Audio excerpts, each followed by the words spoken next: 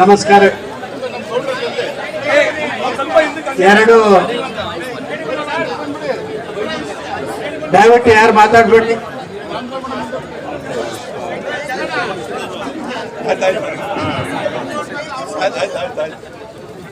ನಾನು ಎರಡು ಹುಟ್ಟುಹಬ್ಬವನ್ನು ಆಚರಿಸ್ತಾ ಇರುವಂತ ಮಹನೀಯರ ಮಧ್ಯದಲ್ಲಿ ನಿಂತಿದ್ದೇನೆ. ನನಗೇನು ಅನ್ನಿಸ್ತದೆ, ಅಂಜನಪ್ಪರಿಗೆ ಬಂದ ಕೂಡಲೇ ನಾನು ಶುಭ ಹಾರೈಕೆ ಮಾಡಿದೆ. ನಿಮ್ಮ ತಲೆಯಲ್ಲಿ ಇನ್ನಷ್ಟು ಕಪ್ಪು ಕೂದಲು ಹುಟ್ಟಿ ಬರಬೇಕು ಅಂತ ಹೇಳುವಂತ ಹಾರೈಕೆಯನ್ನು ಮಾಡಿದೆ.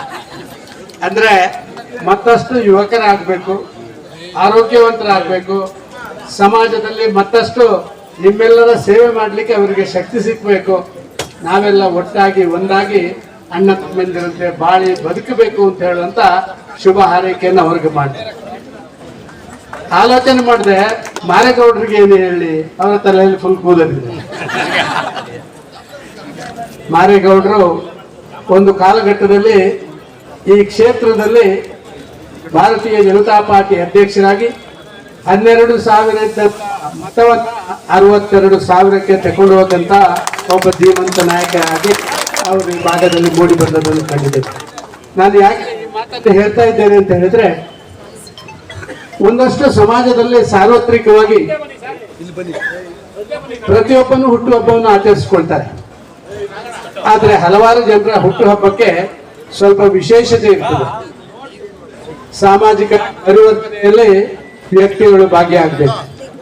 ಸಾಮಾಜಿಕ ಪರಿವರ್ತನೆಯಲ್ಲಿ ಇನ್ನಷ್ಟು ಜನರಿಗೆ ಸೇವೆಯನ್ನು ಕೊಡುವಂತ ಕೆಲಸ ಕಾರ್ಯಗಳನ್ನು ಮಾಡಬೇಕು.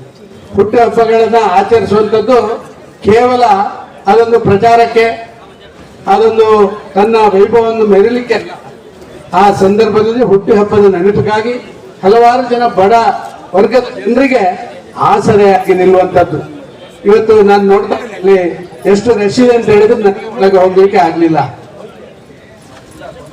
ಯಾವತ್ತೂ ಒಬ್ಬ ವ್ಯಕ್ತಿಯ ಕಣ್ಣು ಭಾರಿ ಸರಿಯಾಗಿರ್ಬೇಕಂತ, ಒಂದು ನೋಡುವ ದೃಷ್ಟಿ ಸರಿ ಆಗ್ಬೇಕು. ಅದು ಆಂತರಿಕ ದೃಷ್ಟಿ ಇರ್ಬೋದು, ಬಾಹ್ಯ ದೃಷ್ಟಿ ಇರ್ಬೋದು, ಅದು ಸರಿ ಇರ್ಬೇಕು.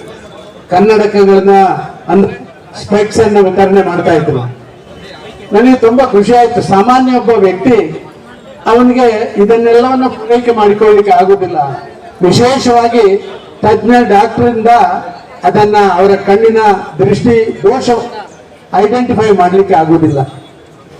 ಇವತ್ತು ನಮ್ಮ ಇಬ್ಬರು ಮಹನೀಯರು, ಮಾರೇಗೌಡರು ಮತ್ತು ಮಾಜಿ ಕಾರ್ಪೊರೇಟರು ಅಂಜನಪ್ಪನವರು ಕಣ್ಣಿಲ್ಲದವರಿಗೆ ಕಣ್ಣು ಕೊಡಬೇಕು ಅಂತ ಹೇಳುವಂತ ದೊಡ್ಡ ಭಾವನೆಯನ್ನು ವ್ಯಕ್ತಪಡಿಸಿದ್ದಾರಲ್ಲ, ಇದು ಒಂದು ದೊಡ್ಡ ಕೆಲಸ ಅಂತ ನಾನು ಭಾವಿಸ್ತಾ ಇದ್ದೇನೆ.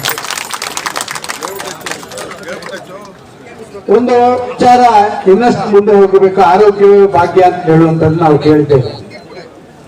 ಇವತ್ತು ಆರೋಗ್ಯ ಕ್ಷೇತ್ರ ಎಷ್ಟು ದುಬಾರಿ ಅಂತ ಹೇಳಿದ್ರೆ, ಸಾಮಾನ್ಯ ವ್ಯಕ್ತಿ ಆರೋಗ್ಯ ತಪಾಸಣೆಗಳು ಮತ್ತೊಂದಕ್ಕೆ ಹೋದ್ರೆ ಅವನಿಗೆ ಹೋಗುವಾಗ ಶಾಕ್ ಆಗುದಿಲ್ಲ, ಆ ಬಿಲ್ ಬಂದಾಗ್ಲೇ ಶಾಕ್ ಆಗುತ್ತೆ.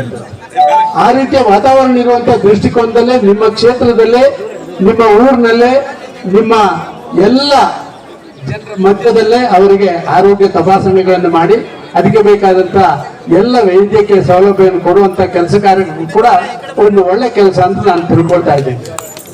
ನಮ್ಮ ಮಧ್ಯದಲ್ಲಿ ನಮ್ಮ ಕೋನಪ್ರೆಡ್ಡಿಯವರು ನಮ್ಮ ಜೊತೆ ಹಿಂದೆ ಇದ್ದಾರೆ. ಒಕ್ಕಲಿಗ ಸಂಘದ ಒಬ್ಬ ಪ್ರಭಾವಿ ಡೈರೆಕ್ಟರ್ ಆಗಿ, ನಿರ್ದೇಶಕರಾಗಿ ಆ ಸಂಘ ಸಾರ್ವಜನಿಕರ ಸೇವೆ ಮಾಡ್ಲಿಕ್ಕಿರುವಂತ ಸಂಘ ಒಕ್ಕಲಿಗರ ಸಂಘ. ಮಾರೇಗೌಡರು ಕೂಡ ಒಕ್ಕಲಿಗ ಸಂಘದ ಖಜಾಂಚಿಯಾಗಿ, ಸದಸ್ಯರಾಗಿ ಕೆಲಸ ಮಾಡ್ತಾ ಇದ್ದಾರೆ. ಇದನ್ನು ಇನ್ನಷ್ಟು ವಿಸ್ತೃತವಾಗಿ ಮಾಡುವುದಿದ್ರೆ ಇದೇ ಕೆಲಸ ಮಾಡಬೇಕು. ನಿಮ್ಮೆಲ್ಲರ ಜನ್ಮ ದಿನಾಚರಣೆ ನೀವೆಲ್ಲ ಇಲ್ಲಿದ್ದಂತ ಹಿರಿಯರೆಲ್ಲ ಆಚರಣೆ ಮಾಡುವಾಗ ಜನಸೇವೆಯ ಮುಖಾಂತರ ಜನ್ಮ ದಿನಾಚರಣೆಯನ್ನು ಆಚರಣೆ ಮಾಡಿ ಆ ಮೂಲಕ ಒಂದು ಒಳ್ಳೆಯ ಭವಿಷ್ಯಕ್ಕೆ ನಾಂದಿ ಹಾಕುವಂತ ಕೆಲಸ ಕಾರ್ಯಗಳನ್ನು ಮಾಡಬೇಕು ಅಂತ ಹೇಳಿ ನಾನು ಮಾರೇಗೌಡರಿಗೆ ಹಾಗೆ ಅಂಜನಪ್ಪರಿಗೆ ದೇವರ ಆಯುರಾರೋಗ್ಯ, ಐಶ್ವರ್ಯ, ಸಕಲ ಧನಕನಕ ಸಂಪತ್ತು, ಮನಸ್ಸಿಗೆ ಶಾಂತಿ, ನೆಮ್ಮದಿ, ಎಲ್ಲ ಜನರ ಪ್ರೀತಿ ವಿಶ್ವಾಸ ಗಳಿಸುವಂತ ಆ ಶಕ್ತಿಯನ್ನ ಆ ನಮ್ಮ ತಾಯಿ ಚಾಮುಂಡೇಶ್ವರಿ ಕೊಡ್ಲಿ ಅಂತ ಹೇಳಿ ಅವರಿಗೆ ಹುಟ್ಟುಹಬ್ಬದ ಶುಭಾಶಯಗಳನ್ನ ಹೇಳ್ತಾ ಇದ್ದೀನಿ. ಕೇಕ್ ಕಟ್ ಮಾಡಿದ ಮೇಲೆ ನಾನು ಅವರಿಗೆ ಒಂದು ಸಣ್ಣ ಬೊಕ್ಕೆಗಳನ್ನು ಕೊಟ್ಟು ಅವರ ಹುಟ್ಟುಹಬ್ಬವನ್ನು ಮಾಡುವಂತ ಕೆಲಸ ಕಾರ್ಯಗಳನ್ನು ನಾವೆಲ್ಲ ಮಾಡೋಣ. ಪ್ರಥಮವಾಗಿ ಇಬ್ಬರು ಕೇಕ್ ಹೇಗೆ ಕಟ್ ಮಾಡ್ತೀರಿ? ಒಬ್ಬರು ಆ ತುದಿ, ಒಬ್ಬರು ಈ ತುದಿಯ ಕ್ಯಾಂಡ್ಲು ನಂದಿಸ್ಲಿಕ್ಕಿಲ್ಲ, ಕ್ಯಾಂಡ್ಲು ಹಚ್ಚೋದು, ಕ್ಯಾಂಡ್ಲು ನಂದಿಸಿ ಹುಟ್ಟುಹಬ್ಬ ಆಚರಿಸುವಂತ ಸಂಸ್ಕೃತಿ ಸಂಪ್ರದಾಯ ನಮ್ಮದಲ್ಲ. ಹುಟ್ಟುಹಬ್ಬವನ್ನು ಆಚರಿಸಲಿಕ್ಕೆ ಕ್ಯಾಂಡ್ಲು ಹಚ್ಚಿ ಅದನ್ನ ಆಚರಿಸಬೇಕು. ಆ ಕ್ಯಾಂಡಲ್ನ ದೀಪ ಹೇಗೆ ಬೆಳಗ್ತದ ಹಾಗೆ ಇಬ್ಬರು ಬಾಳು ಬೆಳಗಬೇಕು ಅಂತ ಹೇಳುವಂತ ಶುಭ ಹಾರೈಕೆಯನ್ನ ಈ ಸಂದರ್ಭದಲ್ಲಿ ಮಾಡ್ತಾ ಇದ್ದಾನೆ. ಎಲ್ಲರಿಗೂ ಶುಭವಾಗಲಿ.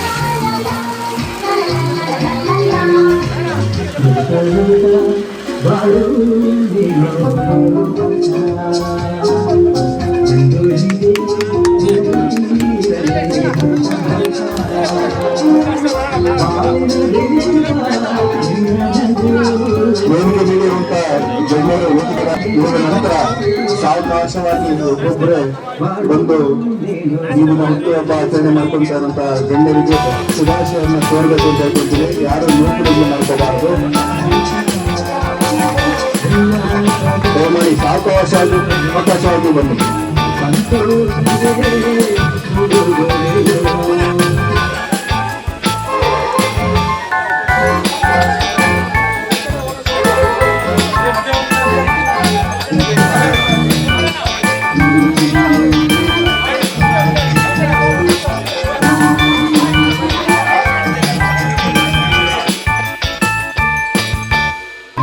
ಚರ್ಚಿತಗಳನ್ನು ಮಾಡಲಾಗ್ತದೆ.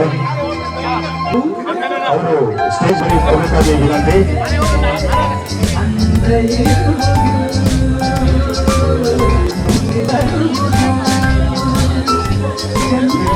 ಸರ್ಕಾರಿ ವ್ಯಾಪಾರಿಗಳಿಗೆ ಛತ್ರಿಗಳನ್ನು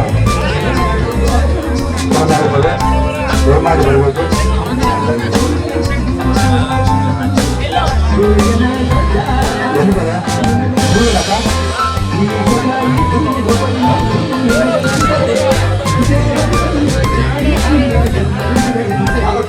ಸರ್ಕಾರಿ ವ್ಯಾಪಾರಿಗಳಿಗೆ ಛತ್ರಿಗಳನ್ನು ಕೊಡಲಾಗುತ್ತದೆ. ಸ್ಟೇಜ್ ಮೇಲೆ ಬರಬೇಕಾಗಿ ಕಳಕಳಿಯ ವಿನಂತಿ.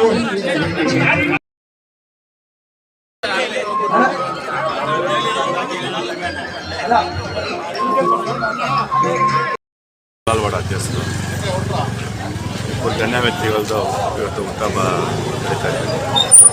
ಜೊತೆಯಲ್ಲಿ ತುಂಬ ಹೆಲ್ತ್ ಚೆಕಪ್ ಮಾಡಿಸ್ತಾ ಇದ್ದಾರೆ. ತುಂಬ ಖುಷಿಯಾಗಿದೆ.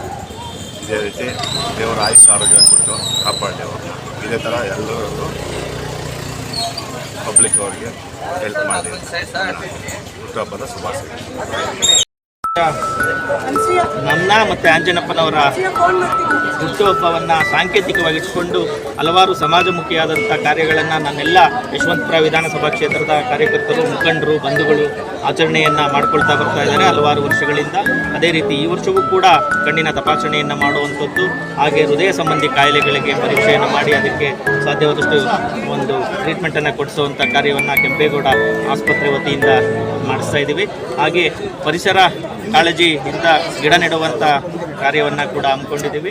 ಬೀದಿ ಬದಿ ವ್ಯಾಪಾರಿಗಳಿಗೆ ಏನು ಉಪಯೋಗಕ್ಕೋಸ್ಕರ ಕೊಡೆಗಳನ್ನು ನೀಡುವಂಥ ಕಾರ್ಯಕ್ರಮವನ್ನು ಹಮ್ಮಿಕೊಂಡಿದ್ದೀವಿ. ಈ ಒಂದು ಕಾರ್ಯಕ್ರಮದಲ್ಲಿ ನನ್ನೆಲ್ಲ ಸ್ನೇಹಿತರು ಸಂಪೂರ್ಣವಾಗಿ ತಮ್ಮನ್ನು ಭಾಗವಹಿಸಿ ತಾವು ಅದನ್ನು ನಡೆಸಿಕೊಟ್ಟಿದ್ದಾರೆ. ಕ್ಷೇತ್ರದ ವಿವಿಧ ಭಾಗಗಳಿಂದ ಹಾಗೆ ನನ್ನೆಲ್ಲ ಬಂಧುಗಳು ಒಕ್ಕಲಿಗರ ಸಂಘದ ವತಿಯಿಂದ ಎಲ್ಲರೂ ಕೂಡ ಬಂದು ನನ್ನನ್ನು ಮತ್ತು ಆಂಜನಪ್ಪನವರನ್ನು ಆಶೀರ್ವದಿಸಿದ್ದಾರೆ. ಅವರೆಲ್ಲರಿಗೂ ನಾನು ಧನ್ಯವಾದಗಳು ಹೇಳ್ತೀನಿ. Thank you. ಆಂಜಿನಪ್ಪ ಅವರಿಬ್ಬರಿಗೂ ಸೇರಿ ಹುಟ್ಟುಹಬ್ಬದ ಶುಭಾಶಯಗಳು. ಅವರಿಗೆ ಚಾಮುಂಡೇಶ್ವರಿ ಆಯುಷ್ಯ ಆರೋಗ್ಯ ಕೊಟ್ಟು ದೇವರು ಕಾಪಾಡಲಿ. ಕೊಡಲಾಗುತ್ತಿದೆ.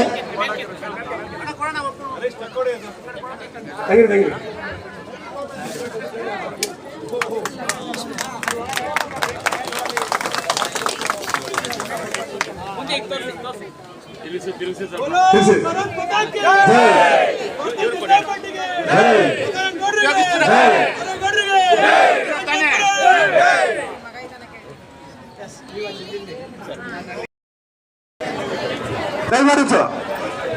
ದಯವಿಟ್ಟು ಸ್ವಲ್ಪ ಸ್ಥಳ ಈ ಮಹಿಳೆಯರು ಬಿಟ್ಬಿಡಪ್ಪ, ಲೇಡೀಸ್ ಬಿಟ್ಬಿಡಿ ಫಸ್ಟ್ ಒಂದು 5 ನಿಮಿಷ.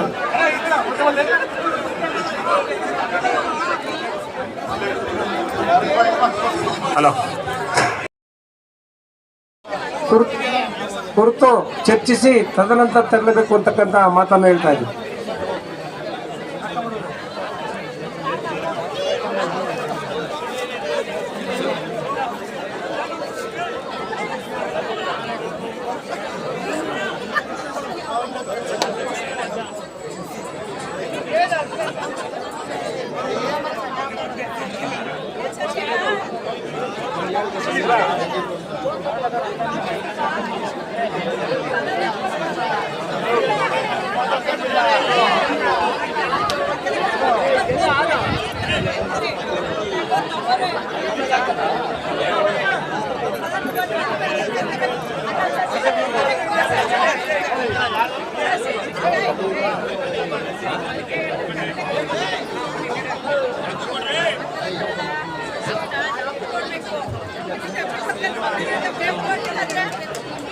ನಮ್ಮ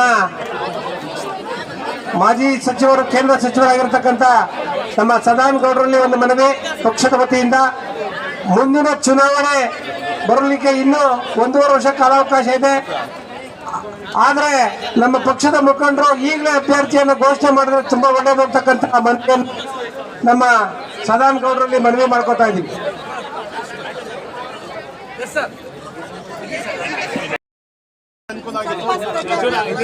ದಯಮಾಡಿ